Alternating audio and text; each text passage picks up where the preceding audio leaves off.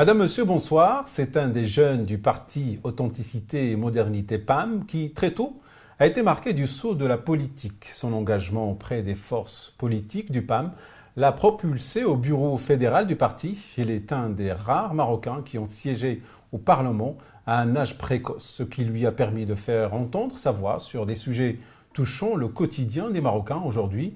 S'activant pour l'appel de l'avenir, un mouvement contestataire au sein du PAM, il prend part à un débat qui risque de faire date au PAM. Nous recevons Mehdi Ben Saïd, membre du bureau fédéral du PAM. Mehdi Ben Saïd, bonsoir. Bonsoir et merci pour l'invitation. Merci d'être avec nous. Il y a quelques jours, il y a un verdict qui est tombé, on appelle, qui a donné raison à Samir Goudar, qui est un des, on va dire, des membres de ce clan à venir, si on peut l'appeler comme ça, qui l'oppose à Hakim Ben Chemmas, secrétaire général du PAM, et qui porte sur en fait cette polémique autour de la présidence du comité préparatoire du prochain congrès du parti. C'est une bonne nouvelle pour vous? Écoutez, oui, dans un sens, mais la mauvaise nouvelle, c'est que d'abord, personne d'entre nous, dans ce clan que vous appelez Appel de l'avenir, ne voulait qu'on en arrive là et que des membres du même parti aillent en justice. Parce que, bien évidemment, quand on milite au sein d'un parti... Qui a choisi d'aller en justice, c'est Hakim Ben Chemmas. Oui, voilà. Malheureusement. Quand on milite au sein d'un parti, on se donne le droit d'être d'accord ou pas de soutenir ou de s'opposer à une gouvernance, à une manière de gérer, à une manière de faire. Et donc, le triste dans cette histoire, c'est de voir, bien évidemment, des personnes de la même famille politique, du même bord politique, aller en justice. Maintenant, le résultat est là, et de suite après ce résultat-là, plusieurs de militants ont appelé, bien évidemment, à aller ensemble, à aller dans une sorte d'union sacrée, pour préparer le futur congrès du parti. Et à cet appel, Hakim Ben Chemmas aurait-il réagi, pardon? Écoutez, j'espère en tout cas que sa réaction sera positive. J'espère que les militants qui l'entourent réagiront d'une manière aussi positive parce qu'il en va de l'intérêt du parti. Et comme vous le savez, et comme les téléspectateurs le savent, 2020, c'est une année de préparation électorale. Il faut être présent auprès des citoyens, il faut discuter avec lui quel programme on va proposer, quelle idée on va défendre. Et pour cela, on ne peut plus rester dans une guerre intestine qui au final, qui ne sert pas les intérêts du parti. Est-ce que ce verdict sent-il le glas de la fin de Ben Chemmas à la tête du parti? Nous appelons à un congrès de toutes les manières. Donc, va-t-il se représenter ou pas? C'est la question qu'il faudra lui poser à lui. Je soutiens d'autres personnes qui ont envie de se présenter, des profils comme Fatem Zahra, Mansouri. Pour moi, j'estime qu'il y a une nouvelle génération qui est présente, une nouvelle génération. Il faut lui donner politique. Il faudra lui donner sa chance aujourd'hui. Tout le monde aujourd'hui supporte cette idée-là. Le peuple de manière générale, même les discours de Sa Majesté récemment appellent à une nouvelle génération. Et puis bien sûr, nous aussi, on veut que cette nouvelle génération puisse assumer sa responsabilité et répondre, je pense, aux problématiques des Marocains avec une nouvelle manière de faire, avec une nouvelle gouvernance aussi. La gouvernance aujourd'hui n'est plus, en tout cas, c'est ce que nous défendons, n'est plus la gouvernance du Zaïm, mais non, c'est une gouvernance collective. Il faut travailler ensemble pour pouvoir solutionner. Et il y a tellement de problèmes aujourd'hui au Maroc, notamment sur le volet social, qu'il faut qu'il y ait une équipe qui soit capable d'écouter pour répondre. Voilà, après ce verdict qui a donné raison à Samir Goudar, qu'est-ce qui va se passer techniquement? Techniquement, la commission préparatoire doit se réunir. Encore une fois, nous appelons à ce que tous les membres de la commission préparatoire, qu'ils soient ou pas avec Samir, qu'ils soient ou pas avec Hakim, se réunissent et puissent participer normalement aux préparations du congrès. Il faut en finir avec cette guéguerre. Je pense qu'on est tous fatigués. Voilà, c'est le mot en fait, et j'allais vraiment poser une question en relation avec cet état en fait qui est celui du PAM qui sort quand même d'une guerre intestine comme vous dites. Est-ce que vous êtes conscient que le parti sort faible de ce feuilleton, de cette expérience? Non, je ne suis pas d'accord avec vous. Faible parce qu'il y a quand même le parti divisé en deux maintenant. Non, on est à deux doigts de la scission. L'intelligence collective devrait amener justement les différentes forces vives qui étaient opposées. Encore une fois, et je tiens à le préciser, ce n'était pas une opposition idéologique, mais bien une opposition sur la gouvernance du parti. Cette opposition aujourd'hui devrait normalement nous amener vers une évolution justement de cette gouvernance partisane. le citoyen lambda, tout le monde reproche aux partis politiques d'être renfermés vers eux-mêmes et de ne pas communiquer avec les citoyens, d'où le taux faible des votes, tout simplement, le taux très faible de personnes engagées politiquement, encartées politiquement. J'espère que ce débat, enfin, cette guéguerre qui a duré plus d'1 an aujourd'hui au sein du PAM, nous permettra à nous de proposer un projet capable de faire de la place à tout le monde.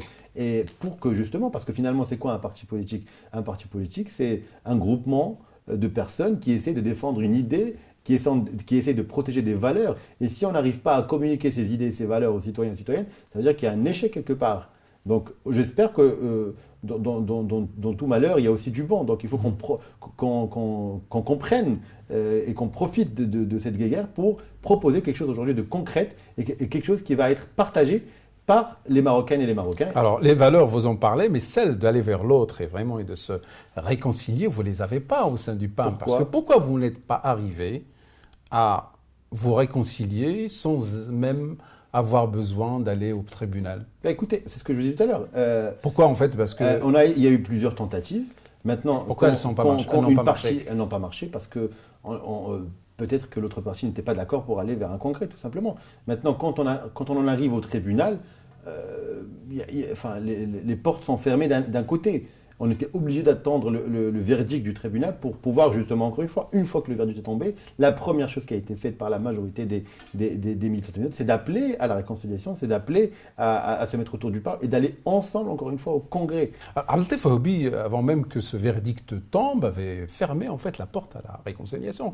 Il l'a dit lors d'une entrevue télévisuelle avec un confrère. C'est-à-dire, quelque part, en fait, c'est vous, en tant que clan de l'avenir, qui refusez d'aller vers... Non, mais le lendemain, le lendemain du verdict, il a aussi appelé à ce que le bureau politique se réunisse de manière normale et qu'on puisse aller ensemble au congrès. Mais avec le verdict en poche, c'est différent. C'était un avis. Est-ce que tout le monde le partage ou pas? Il l'a dit, d'ailleurs, il l'a dit. Mais encore une fois, il faut aussi respecter les institutions.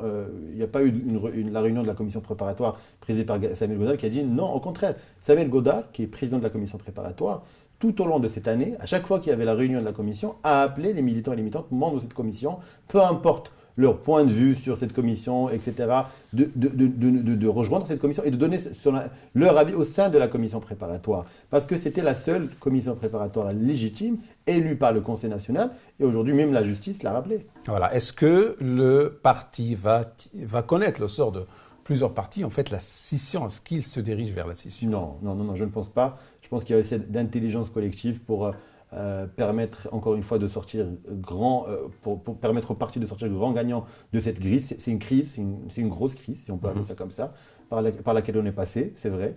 Maintenant, il faut qu'on aille de l'avant et il faut, encore une fois, ce qui m'intéresse, le jour où j'ai intégré un parti politique, le jour où j'ai intégré le PAM, ma préoccupation première était de m'intéresser aux problématiques réelles des Marocaines et des Marocains. Il est temps qu'on revienne vers le sens du politique, le sens de l'engagement politique, et donc de répondre aux problématiques des Marocains et des Marocains. Et il y en a plusieurs, croyez-moi. Je suis aussi élu du terrain, et ce que j'entends tous les jours me fait peur d'un côté et me donne envie, cette envie de travailler régulièrement pour apporter des solutions, parce que les solutions, elles sont pas... les Marocains ne demandent pas grand-chose. Ils demandent juste un peu de dignité et qu'on s'intéresse à leurs problématiques. Et c'est aujourd'hui le sens du combat, de mon combat au sein du PAM, et c'est le sens même de la création du parti. Et finalement, en fait, cette bataille, cette guéguerre au sein du parti, vous, concernant en fait cette bataille, vous avez parlé d'ego. Vous parlez de qui là, dans une interview? De tout le monde, oui. J'ai dit qu'il fallait mettre notre ego à côté pour... Parler de Ben Chemmesh, je parle de tout le monde. De tout le monde. De tout le monde. À un moment donné, j'ai fait cette interview exprès la veille de la réunion de la commission préparatoire, de la première réunion qui allait élire justement Samuel Godal. Pour dire attention, aujourd'hui, il faut qu'on en arrête avec les conflits, parce qu'il y a beaucoup d'ego. Moi je vais aller avec celui-là contre celui-là. Il y a beaucoup d'ego, c'est ça ce que je disais tout à l'heure. Si seulement le débat était idéologique et qu'il y avait une frange qui était plus à gauche ou à droite, peu importe, on comprendra.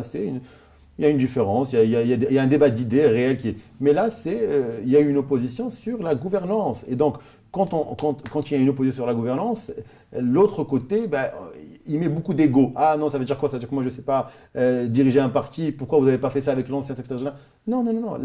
Aujourd'hui, les temps changent. Le Maroc évolue et forcément, les instances partisanes évoluent aussi. Et la gouvernance d'un parti doit évoluer avec les attentes des Marocaines et des Marocains et aussi des partisans, des militants du parti qui sont avant tout des citoyens marocains. Qu'est-ce que vous pensez de Hakim Belchimach? Je pense que la personne Hakim Belchimach, c'est une personne qui est agréable, qui est sympathique, mais je pense que sa manière de diriger un parti n'est pas la bonne. C'est-à-dire, en fait, en quoi il ne répond peut-être pas aux critères que vous voulez dans un secrétaire général d'un parti comme le PAM? Oui, un parti comme le PAM, qui est quand même la deuxième force politique du pays, se doit d'être un rassembleur. Parce que forcément, quand il y a des milliers d'élus locaux, quand il y a plus de 120 parlementaires entre les deux chambres, il y a des différences, il y a différents avis, différentes idées qui émergent, etc. Donc la personne qui doit être à la tête de ce parti doit être capable d'écouter tout le monde et de rassembler vers elle, vers sa personne, vers le parti finalement, ces différentes forces qui vivent au sein du parti. Diriger un parti de plus de 120 parlementaires et de plus de 6000 élus n'est pas comme diriger un parti qui a 2, 3, 4 parlementaires ou 20 parlementaires. Il y a une différence. Parce que ces élus locaux ou ces élus au sein du Parlement veulent participer, veulent communiquer, veulent être présents dans la décision. Et forcément, si on va se diriger uniquement, si on compte gouverner, si on compte prendre des décisions uniquement avec une frange minoritaire à l'encontre du reste, ça ne va pas marcher. Voilà. Donc aujourd'hui, il nous faut un rassembleur, il nous faut quelqu'un qui puisse parler à tout le monde. Et si on veut être toujours la 7e ou pourquoi pas demain la première force du parti, du pays. Vous voterez pour qui? Comment? C'est-à-dire le prochain, vous voyez qui? Je vous l'ai dit tout à l'heure, moi je soutiens cette nouvelle génération. Ouais, je parle de Fatem Zahra, pourquoi pas Wabi, etc. Est-ce que vous misez sur une seule personne? Il faut qu'ils se présentent d'abord. Ouais. Il faut qu'ils se présentent pour qu'on puisse demain voter pour eux. Il faut qu'ils nous présentent leur projet politique pour qu'ils puissent demain voter, pour qu'on puisse demain nous voter. Mais ce qui est certain, c'est qu'il nous faut aujourd'hui, il faut donner la chance à cette nouvelle génération de s'exprimer. L'appel que nous avions lancé, l'appel de l'avenir, Nida al-Mustaqbal, c'est justement ça. On s'adresse au futur. Et le futur, on ne peut s'adresser qu'avec une nouvelle génération, qu'avec une nouvelle manière de faire. Et les problèmes d'aujourd'hui ne sont pas les problèmes d'hier. On ne peut plus, la politique du Zaïm ne doit plus marcher au sein des partis politiques. Voilà, on est à 2 ans des élections, un peu moins, et avec cette guéguerre qui sévit en fait au sein du parti, est-ce que vous ne croyez pas que vos chances sont compromises en fait? Dépendamment du résultat, dépendamment de notre intelligence collective, dépendamment de ce qu'on va faire les prochaines semaines, les prochains jours, dépendamment de comment on va sortir du congrès. Si on arrive à organiser un congrès, un bon congrès, un congrès d'union et qu'on puisse pas effacer le passé, mais en tout cas tourner la page pour s'intéresser encore une fois aux Marocains et aux Marocains, certainement on va beaucoup apprendre de cette crise et on va pouvoir aller de l'avant.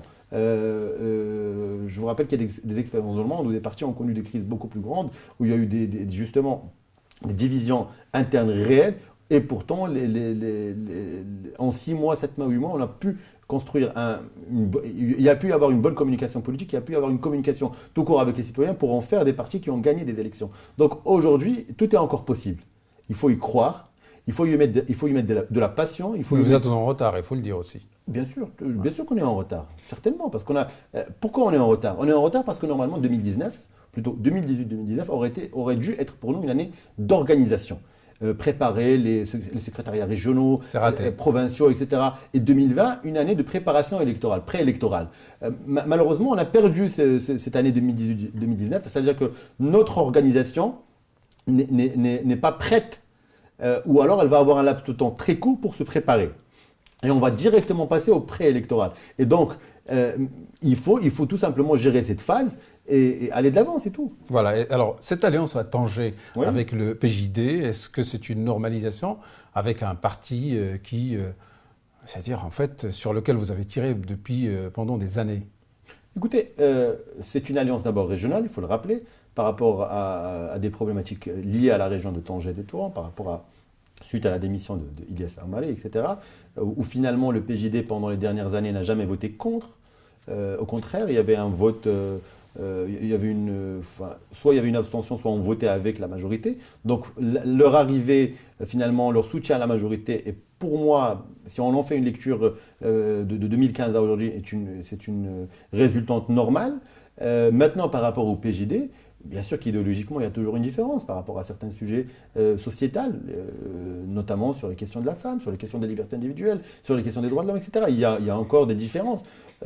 Mais ce qu'il faut dire aujourd'hui, c'est qu'il y a eu aussi une évolution du champ politique. Et moi, je n'ai jamais été pour avoir des lignes rouges, parce qu'en politique, je sais qu'il n'y a jamais de lignes rouges. Vous pouvez le voir à travers le monde. Les alliances qui se font dans le monde. Et quid de vos valeurs?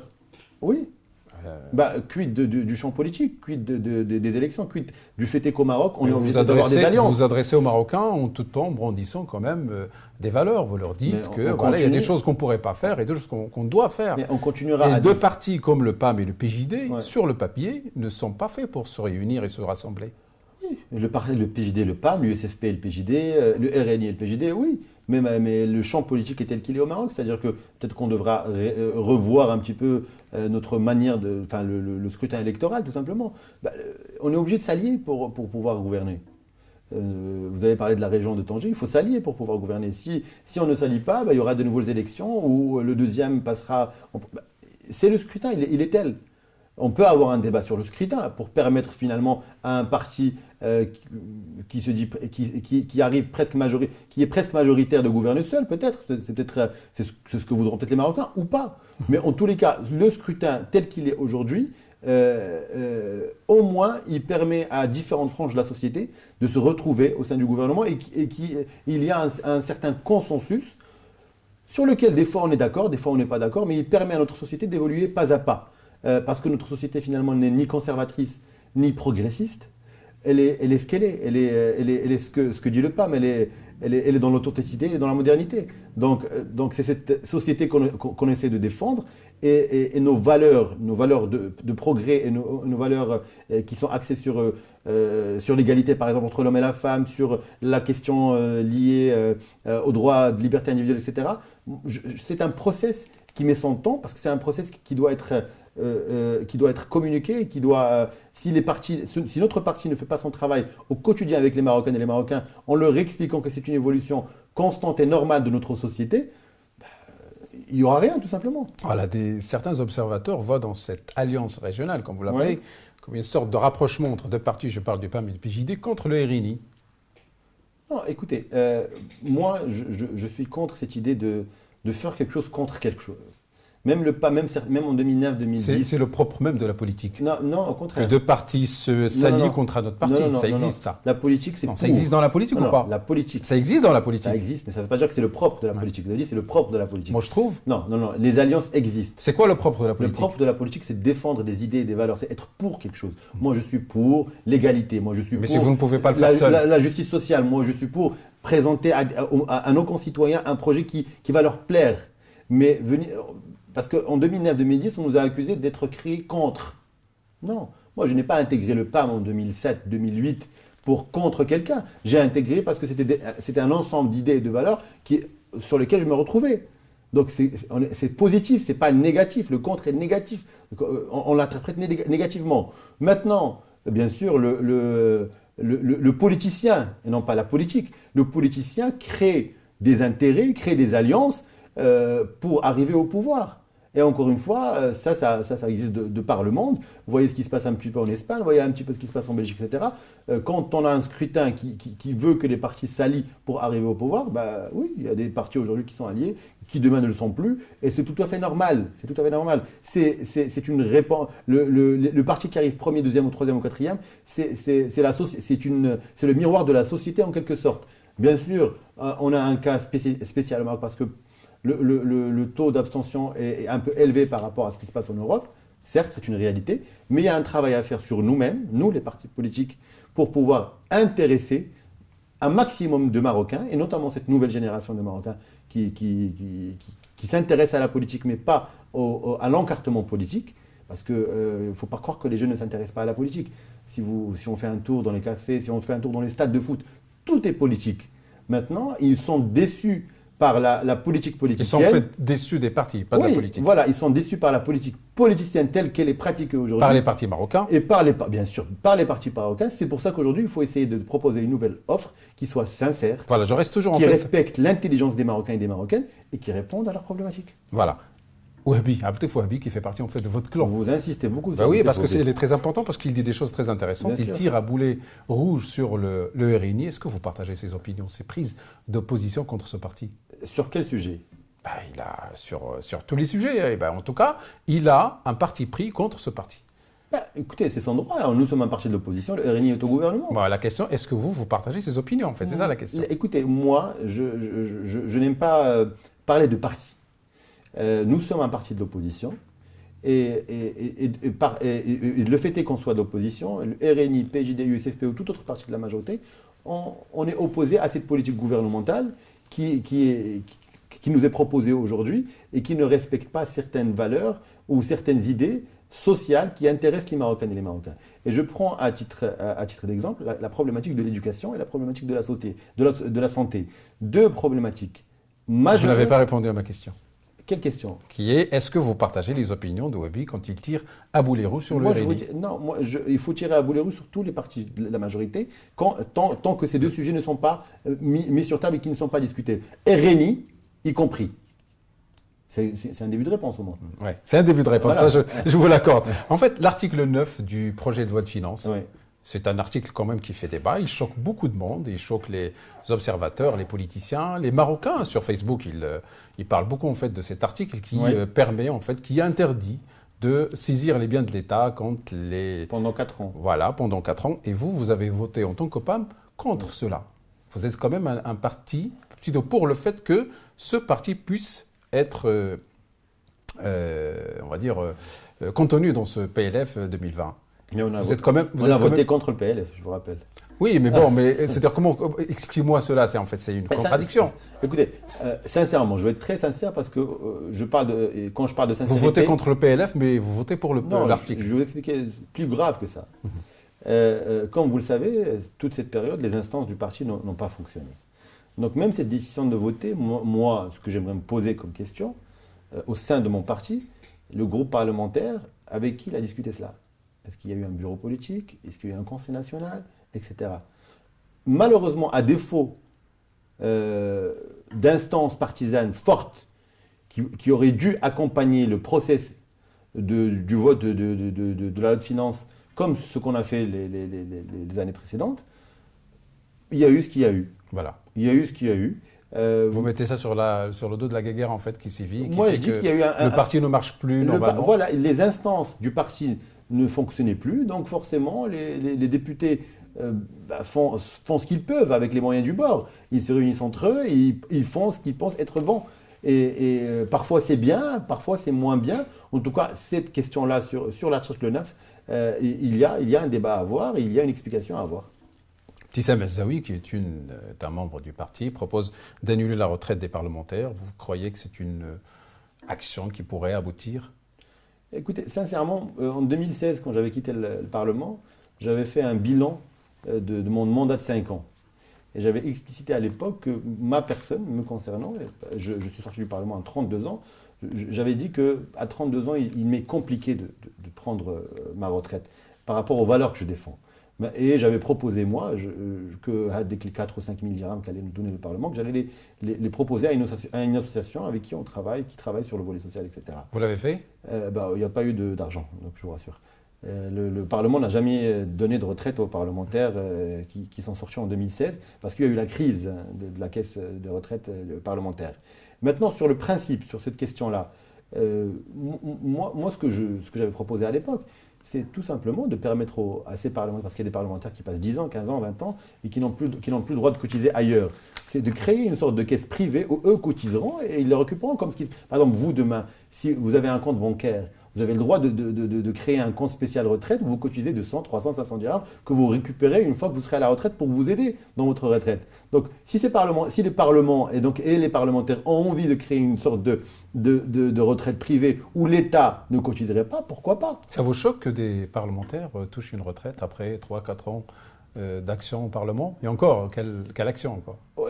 Je vais vous dire, je ne suis pas dans la polémique et je ne suis pas dans le populisme. Ça dépend des cas. Il y a parfois des gens qui en ont besoin, qui sortent du Parlement avec rien et qui en ont besoin. Et puis il y a des cas où il y a des gens qui n'en ont pas besoin. Et normalement, parce qu'ils ont fait de la politique et parce qu'ils sont censés défendre les intérêts des citoyennes et des citoyens, ils devraient le refuser ou au moins la donner à des œuvres caritatives, à des gens qui sont dans le besoin.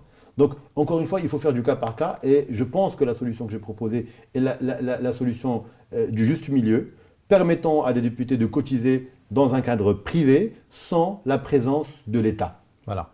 C'est un droit, c'est aussi un droit à la retraite. Des gens qui s'impliquent en politique et qui ont eu la chance d'avoir 3 à 4 mandats, même si sur ça aussi on peut avoir un débat sur un mandat de 20 ans, 15 ans, par exemple, l'exemple de M. Radi est l'exemple le plus criant, mais il y a des gens qui sont élus 15-20 ans, pendant ces 20 ans et qui auparavant étaient dans la fonction publique, par exemple, et qui donc, pendant ces 20 ans n'ont pas pu cotiser, n'ont pas eu le droit de cotiser tout simplement. Est-ce qu'on va leur dire, bon, ces 20 ans, vous n'avez pas cotisé, les amis, maintenant que vous êtes revenus à la fonction publique, vous avez 55 ans, dans 5 ans c'est la retraite, merci, au revoir.